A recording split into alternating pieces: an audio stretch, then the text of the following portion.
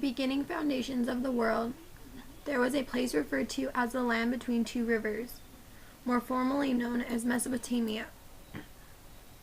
There was three major divisions in Mesopotamia. These consisted of the Assyrians, the Babylonians, and finally the Sumerians. There was no unifying language or single ruling form of government that united all of these.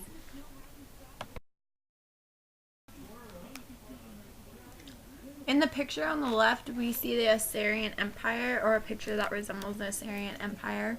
Unlike the Sumerians, located on the right, the Assyrians formed great empires, while Sumer consisted of multiple self-ruling city-states. Other civilizations, such as the Hebrews, just remained nomadic for centuries before they formed any form of political systems. In the early or ancient world, better known to us, religion was just starting to get its foundation and place in the world. There was two major divisions of religion. There was polytheistic religions and monotheistic religions. Polytheistic religions were the first type of religions that were noticed. A polytheistic religion is the worship of many gods. This is a good example of what we see in Mesopotamia during this time. On the contrary, monotheistic religions were just based on the belief in one god. Although there was no unifying language or single ruling form of government that united all of the Mesopotamian divisions, they did have a central worldview or a common worldview that they all believed in. And besides the Hebrews, they had a common belief system as well. This was the polytheistic religion, or the belief in many gods. The people of Mesopotamia believed in gods and goddesses as well as demons and monsters that ruled their world. The Mesopotamian gods and goddesses were associated with the forces of nature. They reflected the climate as well of the area, very fierce and capricious. They also believed that each city within Mesopotamia was protected by its own special god or goddess as well as their family. These gods and goddesses had their own special temples built within each city, while the priests looked after them with special rituals. The temples were also smaller if the regular people could go to them and make offerings.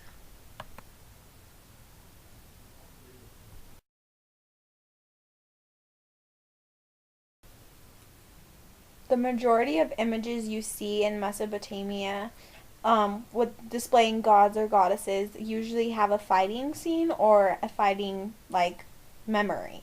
In this picture right here is showing a god cutting an eye of a female demon down the middle. Raised from her head and her hands are tied behind her back. As often in Mesopotamia art, with rarely illustrations known as myths, we cannot be sure to identify of the either god or the monster, so there's really no way to know what they are.